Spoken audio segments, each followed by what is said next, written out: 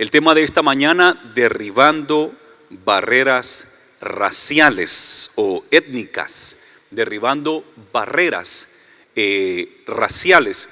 Sabe que Dios no solamente está interesado en que tengamos una relación personal con Él, de salvación, una relación personal entre Dios y nosotros, que es a través de Cristo Jesús, sino que también Dios está interesado que tengamos una buena relación entre nosotros los seres humanos. Y Dios tuvo que derribar la barrera que había entre Dios y nosotros, que era el pecado. Ese pecado que nos había alejado de Él, el Señor en la cruz del Calvario lo juzgó para que nosotros pudiéramos tener esa relación con Él. Pero también Dios quita la barrera que hay entre nosotros. Muchas veces enemistades por diferentes situaciones, el ser humano entra en conflictos el uno con el otro, en prejuicios, en racismos y cosas así. Miramos que el Espíritu Santo tuvo que darnos una nueva paradigma. Un paradigma es un modelo, un ejemplo, y tiene que ver con la cosmovisión. La cosmovisión es cómo uno ve las cosas, cómo uno entiende el mundo. Gracias, hermano. Eso es la cosmovisión, cómo uno percibe las cosas del mundo y cómo uno se relaciona, no solamente cómo lo ve, sino cómo uno actúa en ese mundo. Y el Espíritu Santo tuvo que transformar al hombre, a la iglesia, para que pudiera ver las cosas desde el punto de vista de Dios. Dice la Biblia que tenemos que ser transformados de nuestra manera de pensar, de nuestra manera de conducirnos prácticamente. Debemos de ser transformados en nuestra mente, tiene que haber una renovación. Y eso se le llama un paradigma. Empezar a ver las cosas desde el punto de vista de Dios y no solamente verlas, sino actuar desde ese punto de vista. Por eso que digo que el Espíritu Santo estableció un nuevo paradigma. Cómo debe de caminar, cómo debe de ver las cosas, cómo debe entender el cristiano el mundo a su alrededor. Porque antes eran pleitos y contiendas, grupos contra grupos. Pero en la iglesia de Cristo Jesús no se puede dar eso, sino que en la iglesia de Cristo Jesús somos gente de todo el planeta, que formamos el cuerpo de Cristo. Dice la Biblia en Apocalipsis de que Juan miró gente de todas nacionalidades, de todas etnias, de todas lenguas, me imagino que de todos colores de piel, y cantaban a una voz, todos alabando al Señor. En Apocalipsis aparece eso como una multitud de diferentes razas, etnias, nacionalidades, se pudieron reunir en el cielo. Así va a ser en el futuro. Todos nosotros llegaremos ahí y estaremos alabando al Señor y viviendo con Él por la eternidad. Así es que un cambio de paradigma, un cambio de cosmovisión que se dio en la iglesia y que se debe dar en nosotros. Tenemos que tener cuidado que nuestras tradiciones o nuestra manera de pensar no vaya en contra de la voluntad de Dios. En los primeros años de la iglesia fue perseguida, y esta persecución trajo un peligro tan grande que las familias tuvieron que salir de Jerusalén y irse para diferentes lugares, y Dios usó esto para llevar el evangelio a diferentes partes del mundo. Mire lo que dice en el versículo 1 de Hechos 8: y Saulo consentía en su muerte. El capítulo 7 nos habla de la muerte de Esteban, el primer mártir. O sea que consistía en la muerte de Esteban. En aquel día hubo una gran persecución contra la iglesia que estaba en Jerusalén, y todos fueron esparcidos por las tierras de Judea y de Samaria, salvo los apóstoles. Y hombres piadosos llevaron a enterrar a Esteban e hicieron gran llanto sobre él. Y Saulo asolaba la iglesia, y entrando casa por casa arrastraba a hombres y a mujeres y los entregaba en la cárcel. Pero los que fueron esparcidos iban por todas partes anunciando el evangelio. Cuando muere Esteban, que es el primer mártir, después de que Esteban da su vida por el evangelio, y ustedes recuerdan que Esteban, al igual que Cristo Jesús, dijo: Señor, no les tomes en cuenta este pecado, ¿verdad? Jesús dijo: perdónalos porque no saben lo que hacen. Y Esteban dijo: Señor, no les tome en cuenta este pecado, y fue apedreado y muerto.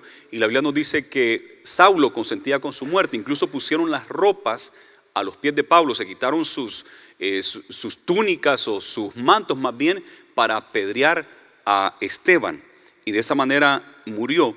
Desde que se da esta muerte de Esteban, entonces comienza una persecución fuerte. Incrementó la represión que había contra la iglesia en ese día, empezó a crecer bastante. Y Saulo, como lo vemos acá, es bien importante para la historia cristiana este Saulo, porque era un gran perseguidor de la iglesia. Entraba a las casas, tomaba a la gente, los arrastraba y se los llevaba preso. Entonces era el enemigo número uno de la iglesia, líder en contra de la iglesia. Pero lo hermoso de la historia de Saulo es que después, cuando tiene un encuentro con Cristo Jesús, él se pasa a nuestro equipo. Y ese gran perseguidor, un hombre tremendo, intelectual también y áspero, decidió hacerse parte, o más bien el Señor lo tocó y lo cambió y se hizo parte del equipo nuestro. Se pasó a la iglesia y es el que ha escrito tanto en el Nuevo Testamento, que gracias al Señor, porque él fue alcanzado por el Señor y ayudó para que la iglesia pudiera crecer. Pero mientras eso no sucedía, él empezó una campaña, pero de represión fuerte contra de la iglesia. Algo que llama la atención es que la iglesia está viviendo dentro del Imperio Romano. El Imperio Romano le ha dado ciertas libertades a los judíos, le ha dado libertades a los cristianos porque están trabajando ahí en Jerusalén. Entonces Roma ha dado cierta libertad religiosa, pero los que están ahora persiguiendo a la iglesia son los judíos. Los judíos, no son los romanos, son los judíos los que están llevando a cabo esta persecución. Pero más adelante, unas décadas más adelante, para el año 70 por ahí, cuando es derrumbado el templo de Jerusalén, la persecución ahora ya no va a ser de los judíos, sino que los romanos van a empezar a seguir a la iglesia. El mismo Saulo, que se convierte y que después se hace el apóstol Pablo, fue ejecutado por los romanos por predicar el evangelio.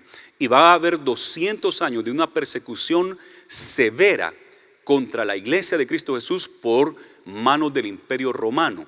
Pero en los primeros años de la iglesia, los romanos ni se dieron cuenta, ni les interesó, ni persiguieron a la iglesia. Fue hasta más adelante que vieron el crecimiento de la iglesia que el Imperio Romano fue fuerte contra los cristianos. Pero ahorita son los mismos judíos los que están persiguiendo a la iglesia. En esta ocasión son los judíos y los quieren sacar de Jerusalén, los quieren sacar de Judea para que se vayan de ahí. Están muy molestos con la iglesia por todo lo que el Señor viene haciendo a través de ellos. A mí me llama la atención lo que está pasando en el mundo en este momento, porque ahorita mismo se ven las noticias, ya tiene rato esto, pero se han estado viendo las noticias como miles y miles de refugiados, de inmigrantes salen de Siria y de Irán, salen de diferentes lugares para irse a Europa, están queriendo venir aquí a Estados Unidos y se ve todo eso, ¿verdad? Y nosotros entendemos eso. Algunos de nosotros salimos en los 80, en el caso mío y de muchos de mis compatriotas, salimos en los años 80 de El Salvador en medio de una guerra civil bastante fuerte. En Guatemala y Nicaragua también se dieron estos conflictos terribles de guerra que trajo pobreza y trajo tantas cosas. Incluso nosotros llegamos acá y aplicamos por asilo político para que se nos permitiera, y teníamos un caso bastante fuerte de asilo político. Y yo entiendo a las personas de Siria y de Irán que están yendo para Europa y para Estados Unidos, y miramos todo eso que se está dando. Y yo quiero que analicemos esto, el contexto de estas refugiados, y que lo comparemos con la iglesia de ese tiempo. Porque estos fueron refugiados también, estaban siendo golpeados, asesinados, echados a la cárcel solo por su creencia. Y entonces tuvieron que abandonar sus casas, sus posesiones, para poder escapar por su vida. Entonces yo quiero que nosotros analicemos eso. Eso es lo que estaba pasando en esa época. Lo mismo que estamos viendo ahora. Es increíble que en el pleno año 2015 miremos persecuciones por, ahora en este caso, extremistas musulmanes, religiosos musulmanes, que no les agrada cierto grupo de entre los mismos árabes, y no se diga los cristianos, que los persiguen a muerte. Es terrible lo que está pasando. O sea que el hombre no ha cambiado. Estamos en un tiempo moderno, supuestamente, donde se respetan los derechos civiles, los derechos humanos. ¿Cómo se habla de los derechos civiles y los derechos humanos hoy en día? Pero están siendo violados constantemente en muchas partes del mundo y hay persecución. Así estaba la iglesia en aquel entonces y no es nuevo porque la iglesia se mantuvo así por mucho tiempo siendo perseguida y por ahí hay descansos, pero hoy otra vez la iglesia está siendo perseguida en estos países que le menciono y otros países más. La iglesia está siendo perseguida de una manera terrible. Nosotros aquí en Estados Unidos no tenemos persecución, liviana la persecución. En México, en las montañas de Chiapas se ha dado una persecución fuerte, en Colombia se ha dado una persecución fuerte y en ciertos países latinoamericanos, pero la mayoría del occidente disfrutamos de libertad de religión. Pero no sabemos qué vaya a pasar en el futuro, no sabemos de verdad qué vaya a pasar. Las cosas han cambiado de una manera drástica. Estados Unidos ya no es el mismo que era hace unos 10 años, hace 20 años. Las cosas han cambiado, Europa ha cambiado de una manera tremenda y el mundo está cambiando y la situación se mira bien peligrosa, bien peligrosa. Yo no sé qué vaya a pasar con nosotros los cristianos aquí en California, en Estados Unidos, no sé. Quizás puedan haber deportaciones no por ser cristianos, sino por el hecho de ser latinoamericanos.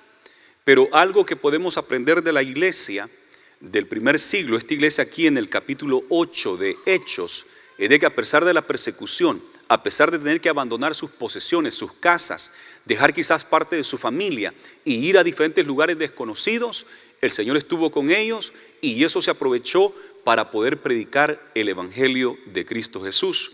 Así es que no nos preocupemos tanto, ¿verdad? Sea lo que sea, venga lo que venga, nosotros podemos ser despojados de diferentes cosas, de nuestras casas, de nuestros automóviles quizás, pero ¿sabe qué no nos pueden quitar nunca? Nuestra fe en Cristo Jesús. Eso jamás nos pueden quitar. Gloria a Dios. Démosle un fuerte aplauso al Señor. Gloria a Jesús.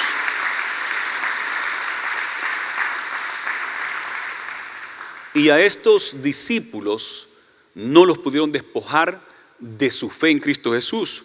Pues dice el versículo 4, pero los que fueron esparcidos iban por todas partes anunciando el evangelio. Gloria a Dios por eso. Fueron esparcidos, fueron perseguidos, fueron despojados, pero su fe en Cristo Jesús no se las quitaron nunca. Más bien llevaron el evangelio a estos lugares. Donde quiera que iban, predicaban el evangelio. Yo creo que nosotros también, si algunos de nosotros pasamos persecución y tenemos que salir de algún lugar, hay que llevar el evangelio. Si algunos en el futuro puedan ser deportados, tranquilos, hay que llevar el evangelio, ¿verdad? No sabemos qué vaya a pasar en el futuro aquí en Estados Unidos. Ya en la historia de Estados Unidos se ha dado que a los coreanos los pusieron en centros de campamentos donde los aislaron porque había guerra contra Corea. En la Segunda Guerra Mundial, a los japoneses americanos nacidos acá también los pusieron en un campamento porque había guerra contra Japón. En la Segunda Guerra Mundial, cuando ellos atacaron en Hawái, una sede militar de Estados Unidos, Pearl Harbor se llamó ahí, y a todos los japoneses nacidos acá, solamente por ser japoneses, presos en un campamento por años o por muchos meses hasta que se resolviera el conflicto con Japón y Estados Unidos. Y durante la Gran Depresión de 1930 fueron miles y miles de mexicanos específicamente que los tomaron, los pusieron en los trenes y los mandaron, pero miles. Fue increíble la deportación que se dio en los años 30. Y algunos americanos hoy están diciendo, lo hemos hecho antes. Hemos deportado miles y miles de mexicanos. Centroamericanos y sudamericanos casi no habían en esa época en Estados Unidos, sino que la mayoría eran mexicanos. Ahorita sigue siendo la mayoría mexicano en este país, pero ya hay muchos centroamericanos. Y hoy no dirían solamente los mexicanos, hoy sería todo, ¿verdad? Centroamericanos, mexicanos, suramericanos, si acaso se llegara a dar eso. Pero ¿qué tenemos que hacer nosotros? Nuestra fe en Cristo Jesús nadie nos la quita. Y no importa que nos despojen de la ropa, del alimento, de cualquier cosa, nuestra fe en Cristo Jesús debe estar viva, eficaz, y eso nos va a ayudar en cualquier parte del mundo que nosotros nos podamos encontrar. Gloria a Jesús. Gloria a Dios. Los tiempos están cambiantes, no sabemos qué pueda pasar. Y no es para asustarnos ni afligirnos, sino que es para aferrarnos más de nuestra fe y estar confiados que aunque contra mí se levante guerra, yo estaré confiado. Aunque se levante guerra, aunque se levanten las naciones contra nosotros, estaremos confiados que en el Señor tenemos la victoria. Del versículo 5 en adelante miramos el ejemplo de uno de ellos, porque dice que todos iban y predicaban el evangelio. Hermanos, miles y miles de hermanos cristianos que fueron perseguidos y despojados de sus casas, ellos predicaban el evangelio. Pero en el versículo 5 en adelante miramos el ejemplo de uno solo, Felipe. Dice así, en Samaria, dice entonces Felipe, descendiendo a la ciudad de Samaria, les predicaba a Cristo. Y la gente unánime escuchaba atentamente las cosas que decía Felipe, y oyendo y viendo las señales que hacía, porque de muchos que tenían espíritus inmundos salían estos dando grandes voces, y muchos paralíticos y cojos eran sanados. Así que había gran gozo en aquella ciudad. Pero había un hombre llamado Simón, que antes ejercía la magia en aquella ciudad, y había engañado a la gente de Samaria, haciéndose pasar por algún grande. A este oían atentamente todos, desde el más pequeño hasta el más grande, diciendo, este es el gran poder de Dios. Y le estaban atentos porque con sus artes mágicas les había engañado mucho tiempo.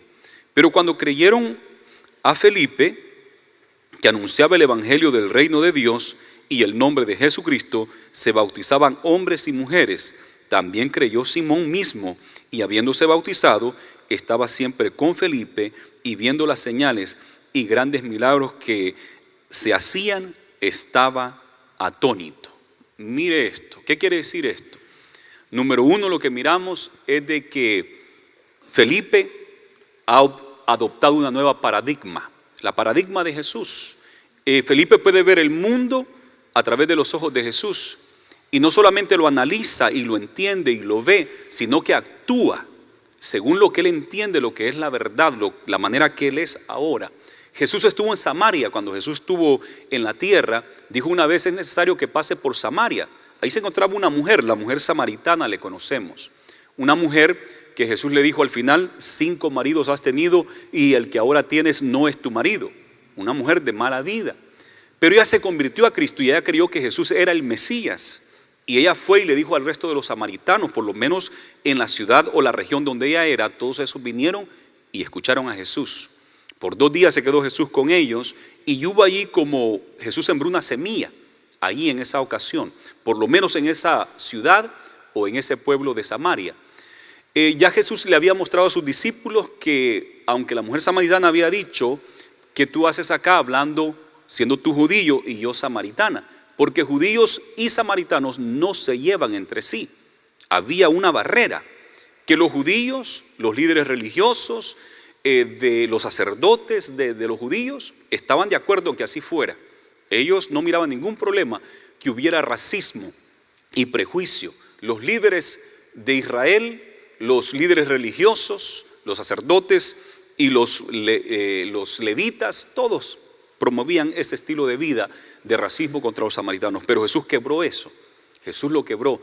Y Felipe, como siendo discípulo de Jesús, pues él mira las cosas a través de los ojos de Jesús. Y él no tuvo ningún problema de predicarle el evangelio a los samaritanos. Por eso es que digo que su paradigma fue transformado y estaba viendo las cosas desde el punto de vista de Dios. Dios no hace excepción de personas, lo vemos claramente.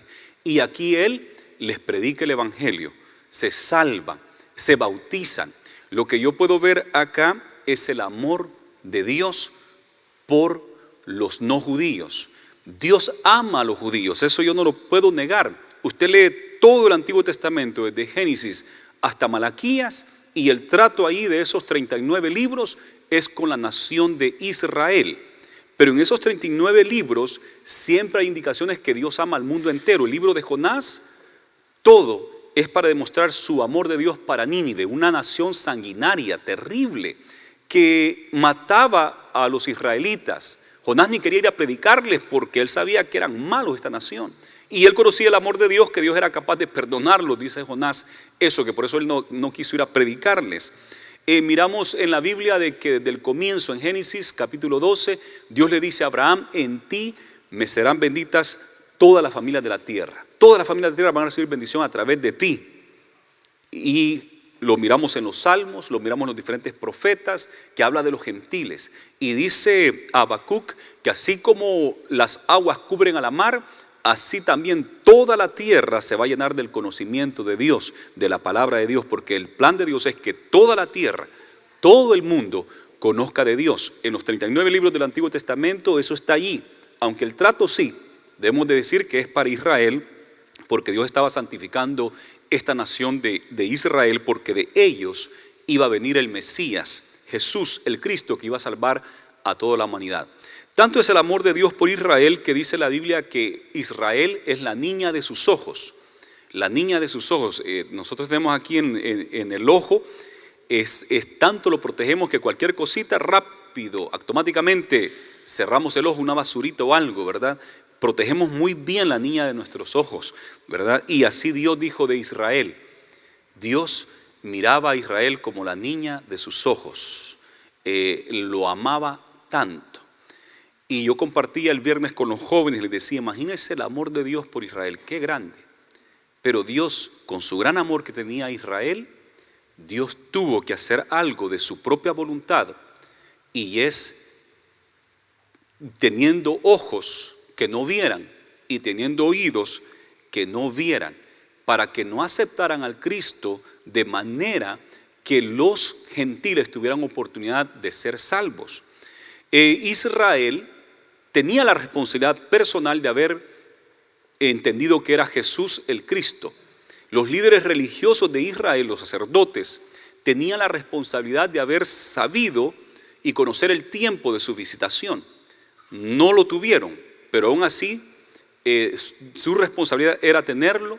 No lo tuvieron, pero también miramos el amor de Dios para con nosotros, porque dice en Juan 1, versículo 12, a los suyos vino y los suyos no le recibieron, mas a todos los que le recibieron, a los que creen en él, les dio potestad de ser hechos hijos de Dios.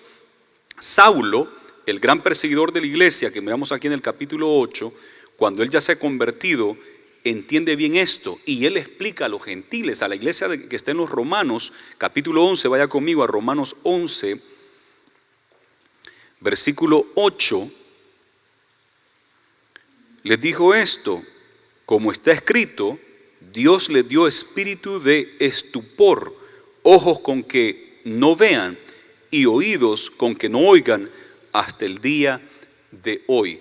Porque a través de eso es que el Señor pudo salvar a los gentiles. A través de eso, que Israel no lo recibiera, que Israel quedara ciego, que Israel, aunque escuchara, no oyera. Jesús se los dijo eso. Jesús les dijo varias veces que tenían oídos pero no podían oír. El profeta lo había dicho. Tenían ojos y no podían ver. ¿Y sabe por qué Dios hizo eso? Por el amor que nos tiene a nosotros. Y ahí es donde yo miro el amor tan grande de Dios. Si Israel es la niña de sus ojos, si Dios amó a Israel tanto y nos amó a nosotros tanto, que tuvo que a Israel darle oídos que no oyeran y ojos que no vieran, con tal de salvarnos a nosotros. Qué hermoso eso, ¿verdad? El amor que Dios tiene para con nosotros, los gentiles. Gloria a Jesús. Le compartía yo a los jóvenes, decía, fíjense que antes a mí me daba como celo, como envidia, y no me caía bien de que Israel fuera la nación escogida. Yo cuando entré a la adolescencia, pues empecé como a formar mi identidad. ¿Quién soy yo? Y uno en la adolescencia forma su identidad. Y por en veces uno se puede hacer bien patriótico a esa edad. Y yo era bien patriótico. Y estaba molesto que porque Dios no había escogido al Salvador, sino que a Israel. Y el Salvador ni existía en aquellos entonces. ¿Por qué Dios no escogió a México, sino que a Israel? ¿Verdad? Y como que sí, pero ahora veo todo, cómo Dios ama a todo el mundo, que escogió a Israel por amor a nosotros, porque de ellos iba a venir el Mesías. Pero por amor a nosotros también lo cegó para que nosotros podamos ser salvos. Dice que hasta que el tiempo de los gentiles se cumplan, porque Dios no ha olvidado a Israel. Dios está tratando con Israel. En 1948, cuando nace la nación de Israel, después de 2000 años vuelve a renacer. Eso es una indicación de que Dios ama a Israel y Dios está por tratar con Israel. Israel todo, dice aquí en Romanos 10 y 11, Israel todo va a creer en el Señor. Viene el día en que los israelitas van a creer que Jesús, el que ellos crucificaron, Él es el Cristo. Y ellos también tendrán que ser salvos, porque Jesús dijo: yo soy el camino, la verdad y la vida, y nadie viene al Padre si no es por mí. Los judíos tienen que reconocer que Jesús es el Mesías. Nosotros, gracias al Señor, vamos adelantados que ellos. Aunque ellos fueron primero, ahora nosotros los postreros venimos a ser primeros, para que se cumpla lo que dice la Biblia: los primeros serán postreros, y los postreros, nosotros, seremos primero. Gloria a Dios por eso. Dios no hace acepción de personas. Gloria a Jesús. Gloria a Dios. El Señor, entonces, Jesús, Dios no mira barreras raciales. Jesús no mira colores, no mira lenguajes, no mira acentos. Él nomás nos mira como seres humanos que somos. El otro día estábamos en la reunión de supervisores y nos sacó una risa el hermano Tomás Blanco, porque dice que llegó la policía. Estamos cuidando el lugar de la construcción debido a unos robos que hubieron, y entonces tenemos gente allí cuidando, y él dice que llegó la policía en 3 ocasiones. Llegó esa noche, a las 10, a la medianoche y a las 3 de la mañana, y uno de ellos le pidió una identificación, y pues él tuvo que sacarle ahí la identificación de su país, y él: ¿qué es esto? Y le dicen los hermanos: pero no le enseñó la identificación de la iglesia, porque aquí les damos también una credencial de la iglesia. No, dice, no la tengo, pero aquí tuve lo suficiente para enseñarles que soy un ser humano, dijo. Y nos hizo reír a todos, porque soy un ser humano, así es que, ¿verdad? No americano, no ciudadano, no residente, pero un humano. Y así nos ve Dios a todos, somos humanos, ¿verdad? No importa la nacionalidad, no importa nuestro color, somos una raza humana que Él ha creado. Desde Adán y Eva venimos todos. Gloria al Señor por eso. Ahora, otra cosa que podemos ver de lo que sucedió con Felipe en Samaria, que nos da un ejemplo muy específico, es de que el sacerdocio cristiano no es solamente para un grupo selecto de personas, porque podíamos creer de que el sacerdocio era solamente para los apóstoles. Los apóstoles tenían el poder, los apóstoles tenían la autoridad para sanar enfermos, para echar fuera demonios, y la iglesia de Cristo Jesús también tiene el poder para hacer lo mismo. Porque algunos piensan: no, pues está el pastor o el grupo que ayuda al pastor, y ellos son como especiales, ellos son como el sacerdocio. Estaban los 12 apóstoles y parece que ellos eran los especiales, los sacerdotes. Pero la Biblia nos dice de que no, que la iglesia de Cristo Jesús, todos somos una nación de reyes y sacerdotes. Y a mí me gusta siempre hacer énfasis en eso, porque es un peligro. Y hay sectas cristianas evangélicas que están haciendo eso mismo y están diciendo: no. Escuché el otro día a uno decir: para que usted dice que quiere hablar con Dios, dijo, hable con su pastor. El pastor es el representante de Dios.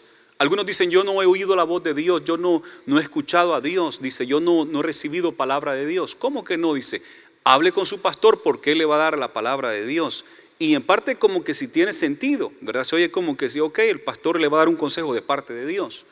Pero la manera que lo estaba presentando era que no tiene necesidad de hablar con Dios, o que Dios le hable a usted directo, porque para eso tiene su pastor. Y cuando me dijeron eso, ya le expliqué: mire, yo entiendo lo que está diciendo, pero esto es un peligro, porque la Biblia nos dice que el velo se rasgó en 2 y que todos nosotros podemos ir directo a Dios, y Dios nos puede hablar a nosotros todos directamente. Ya no hay intermediarios como había antes, el sumo sacerdote o alguien que intercedía por nosotros a Dios y recibía la palabra de Dios para nosotros.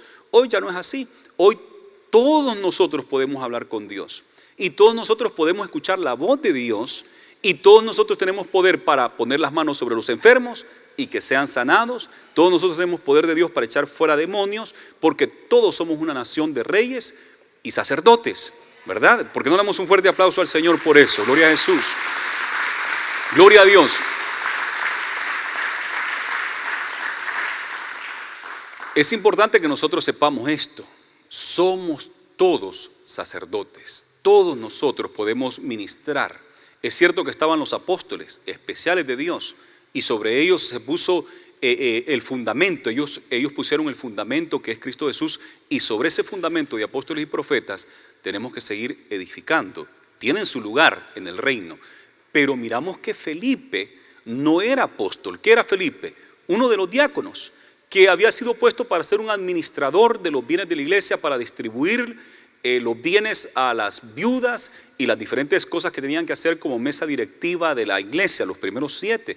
Pero después hasta eso tuvo que dejar a un lado, porque ahora se hizo un evangelista, un predicador lleno del poder y la unción del Espíritu Santo. Yo quiero que la iglesia entienda bien eso. Todos nosotros tenemos el poder y la autoridad, y Dios nos puede hablar a todos. A mí no me gusta la idea de pensar de que el pastor es alguien especial y es como wow, un hombre bien especial, intocable, y que solo con él habla Dios y con los demás no. Eso a mí nunca me ha gustado ver eso. He visto iglesias evangélicas que por en veces promueven eso. Hay una que ha promovido tanto que ya es una secta, La Luz del Mundo, que nació en Guadalajara y de ahí se ha esparcido por Centroamérica. En El Salvador hay muchas iglesias Luz del Mundo, y ellos tienen una adoración al fundador, y como él ya murió, ahora a su hijo.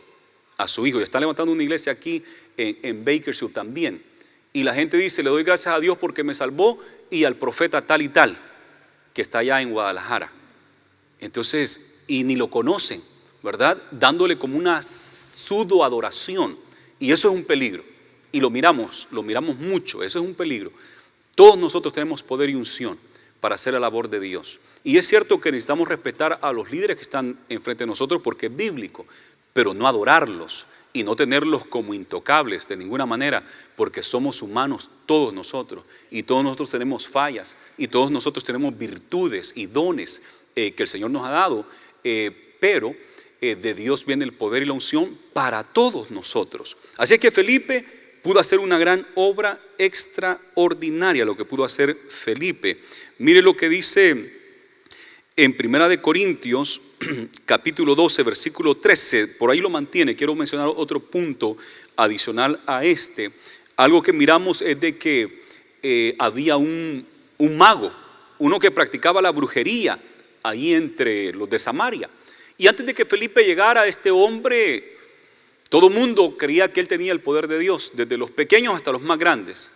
Adultos, ancianos, jóvenes y niños, todos creían: wow, este Simón sí que tiene poder, y creían que era poder de Dios, y engañaba a la gente. Entonces, pero Felipe tuvo la unción y la autoridad que aún con esa oposición diabólica, demoníaca que existía allí, Felipe tranquilito predicó la palabra con unción y autoridad, ni se preocupó del mago que estaba allí ni nada. ¿Qué sucedió con el mago? También él se convierte y se bautizó en agua. Él también se convierte y se bautizó en agua. Y además de eso, yo creo que echaba tanto fuera demonios, porque imagínense eso de la magia, cosa diabólica, de brujería o de hechicería. Había posesión demoníaca entre mucha gente, así es que echaba fuera demonios. Y el hombre Simón pues estaba allí. Felipe los bautizó, fíjese, les predicó, sanó, echó fuera demonios y los bautizó. No solamente los apóstoles bautizaban, Felipe también los bautizó. Y con una oposición diabólica no hubo problema. Y yo creo que así debe ser con nosotros. Por en veces se oye de brujos, de hechiceros que se levantan contra la iglesia y hacen ritos y hacen ayunos y hacen cosas contra la iglesia. Y algunos cristianos se asustan y se afligen, pero no debe asustar para nada. Así como Felipe, bien tranquilito, siguió predicando y el Señor hizo su obra y el hombre tuvo que sujetarse. Cuando yo vine a Bakersfield hace 14 años, cuando mi esposa y yo llegamos acá, se oía de que decían que Bakersfield, Lamont y toda esta área era el valle de los huesos secos. Así le decían, y habían varios predicadores que decían: es el valle de los huesos secos, que ahí la iglesia no crece, las iglesias ahí no prosperan, que porque hay mucha brujería, que en Lamont parece que había un brujo no sé a dónde, y que ese hombre no impedía el evangelio. Y yo escuchaba a estos predicadores mayores de edad que yo, con más experiencia que yo, pero a mí me molestaba. ¿Cómo que el diablo nos va a detener? ¿Cómo que un brujo nos va a detener? Por favor, si el Espíritu Santo está en nosotros, y mayor es el que está en nosotros que el que está en el mundo. Gloria a Dios. Gloria a Jesús. Eso tenemos que tener claro todos nosotros. Todos nosotros. usted tranquilito. A alguna gente yo he escuchado que dicen, es que me tienen envidia y por eso no prospera, porque le tienen envidia o porque le tiraron unos cascarones de huevos por ahí o le echaron sal ahí. Tranquilos, eso no es nada. Los que estamos en Cristo, esas cosas no nos hacen nada. Pobrecito el que lo hizo, porque a él le va a llegar esa maldición, porque nosotros estamos cubiertos con la sangre de Cristo. Gloria a Jesús. El poder de Dios es mayor. Gloria a Jesús. Ahora, miramos entonces de que todos estos se han convertido al Señor, han venido al conocimiento de Él, se han hecho milagros y prodigios y han sido bautizados, están siendo discípulos. Pero falta algo. Miren lo que dice el versículo ahí en Hechos capítulo 8. Nos dice el versículo 14, cuando los apóstoles que estaban en Jerusalén oyeron que Samaria había recibido la palabra de Dios, enviaron allá a Pedro y a Juan, los cuales habiendo venido, oraron por ellos para que recibiesen el Espíritu Santo, porque aún no había descendido sobre ninguno de ellos, sino que solamente habían sido bautizados en el nombre de Jesús. Qué hermoso esto. Allá a Jerusalén llegó la noticia que en Samaria hay un avivamiento extraordinario y que los samaritanos se han convertido a Cristo Jesús y que los samaritanos han sido bautizados en agua. Entonces dice Pedro y Juan, wow, esto está poderoso, vamos a ir a ver allá cómo está esto. Van para allá Pedro y Juan, que son apóstoles de los 12, llegan y ven que todo esto es cierto y se gozan. ¿Y saben lo que hacen? Ellos aceptan de que ellos han recibido el Evangelio, aceptan de que han sido bautizados en agua y no tienen necesidad de ser bautizados más, porque es real la conversión de ellos y el bautismo de ellos en agua, por siendo sumergidos, es real, no tuvieron que bautizarlos nuevamente, pero les hacía falta algo, y era recibir el bautismo del Espíritu Santo y fuego. Y dice acá que cuando les pusieron las manos, recibieron el Espíritu Santo. Gloria a Dios por eso. Los samaritanos eran una mezcla de judíos con gentiles. Tenían ciertos rasgos judíos y tenían ciertas tradiciones judías, los samaritanos. Pero el resto de los gentiles no tenían nada que ver con los judíos, pero los samaritanos sí, compartían ciertas cosas con los judíos y conocían un poco de la ley y estaban esperando al Mesías, porque la mujer samaritana le dijo, nosotros hemos oído de que va a venir el Mesías. Y la mujer samaritana dijo, este pozo nos lo dejó nuestro padre Jacob, ¿verdad? Ellos se relacionaban con los judíos, pero eran una mezcla que se había dado por el año 700 antes de Cristo. Los mezclaron a propósito, los de Siria, para borrar la fe en Dios y borrar sus tradiciones, pero lo lograron de cierta manera, nomás que hubo una mezcla de religión y de la fe judía verdadera con el paganismo. Así es que estos son podemos decir, mezclados con los judíos, y ellos recibieron el bautismo del Espíritu Santo y fuego acá. Pero más adelante, en Hechos capítulo 11, vamos a ver que los gentiles que no conocían nada del Antiguo Testamento también fueron bautizados en Espíritu Santo y fuego en la casa de Cornelio. Pero aquí miramos ya el bautismo del Espíritu Santo y fuego a algunos gentiles mezclados con judíos. Esto a mí me llama mucho la atención y debo de decirlo, porque algunas iglesias creen que el bautismo del Espíritu Santo y fuego se da en el momento de conversión. Cuando uno pasa al altar y dice yo acepto a Cristo Jesús, se pone de rodillas y acepta a Jesús, muchos dicen ahí recibió el Espíritu Santo. Otros dicen no, el día que usted fue bautizado en agua, en el nombre del Padre, del Hijo y del Espíritu Santo, ahí usted también recibió el bautismo del Espíritu Santo y fuego. Pero miramos dos cosas acá. Uno, que estos habían creído en Cristo Jesús y no estaban bautizados con el Espíritu Santo y fuego. Estos habían sido bautizados en agua, pero todavía no habían recibido el Espíritu Santo y fuego.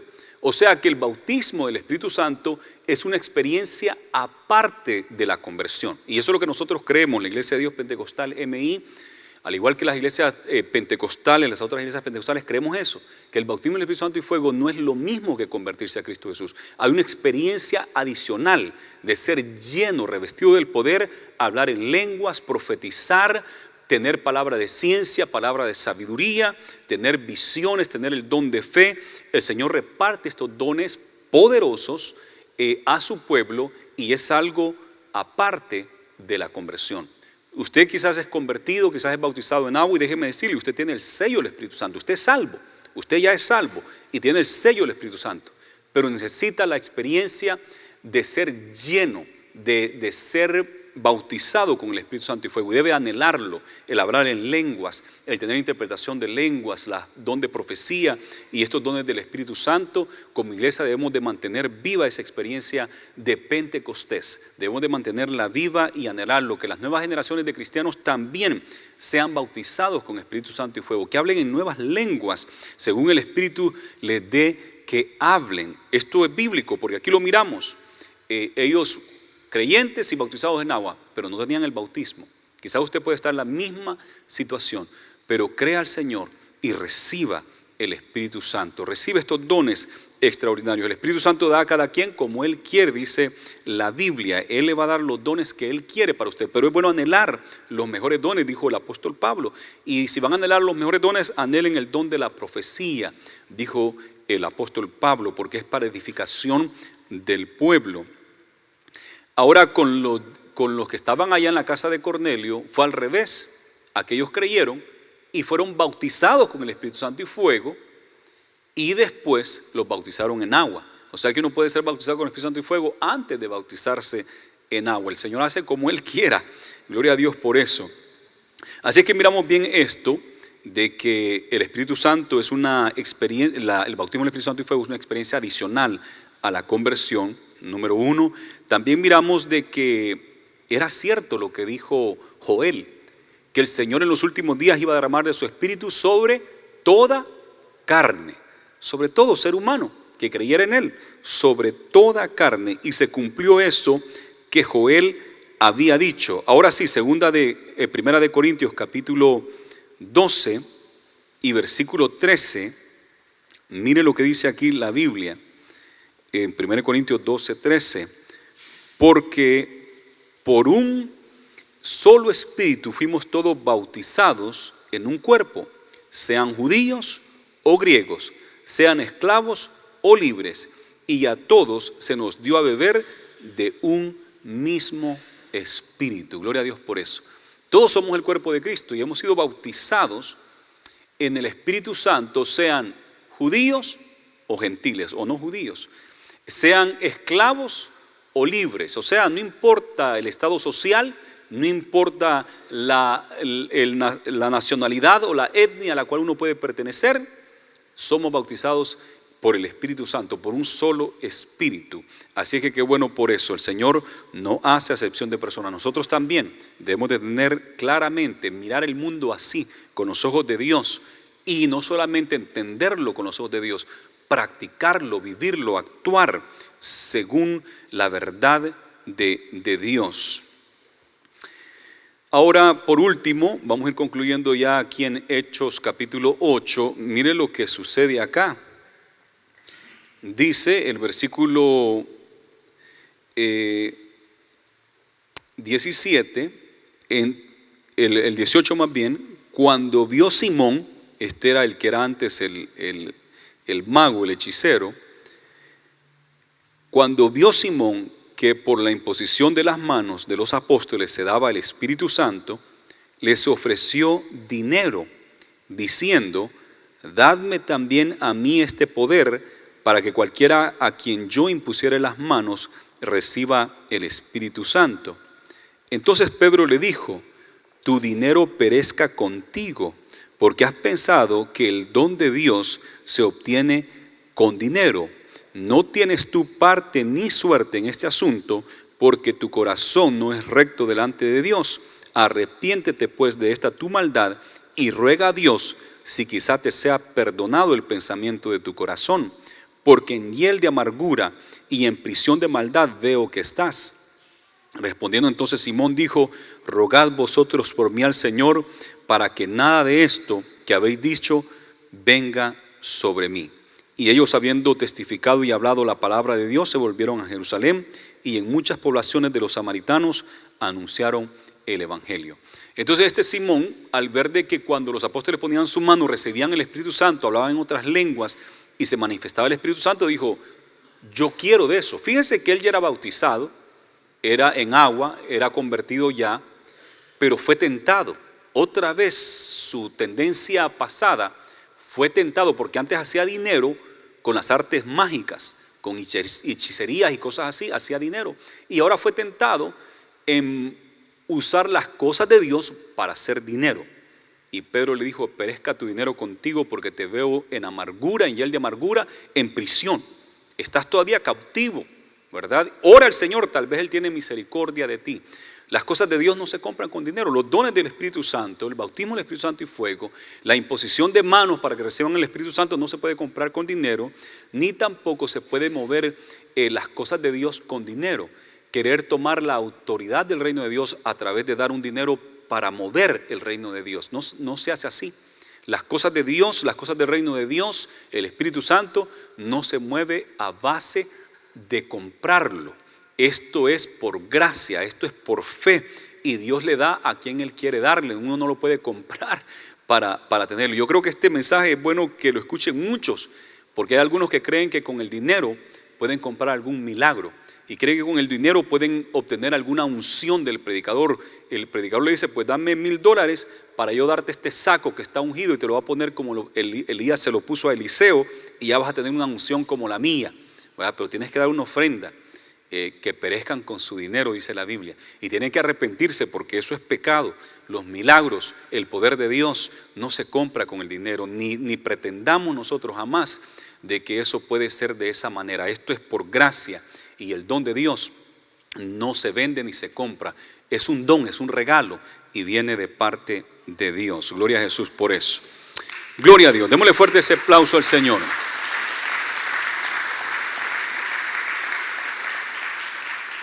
Qué bueno saber que tenemos un Dios de amor que no hace acepción de personas. Qué grande es su amor. Es un amor que no solamente Él lo expresa, sino que es un amor de sacrificio. Él sacrificó a su propio Hijo, y Jesús mismo entregó su vida para salvarnos a nosotros. Qué grande es el amor de Dios. Es grande el amor de Dios para la nación de Israel, pero también es grande el amor de Dios para nosotros, los no israelitas, los no judíos.